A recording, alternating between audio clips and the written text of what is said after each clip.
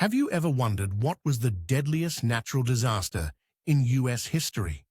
It occurred in September 1900 when the city of Galveston, Texas, was hit by a devastating hurricane. At a time when weather forecasting was in its infancy, the residents of Galveston had little warning.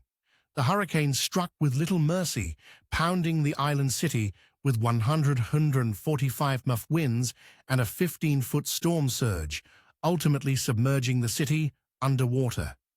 Entire neighborhoods were obliterated, with homes reduced to splinters and streets transformed into raging rivers. Over 8,000 people perished, making it the deadliest natural disaster in American history. The survivors were left in a grim struggle for survival, fighting hunger, disease, and despair. In the midst of the tragedy emerged stories of heroism, like that of the Sisters of Charity, who saved 90 children but perished in the effort. Galveston eventually rebuilt, raising its streets and strengthening its defenses. But the catastrophe forever changed the trajectory of the community and its people.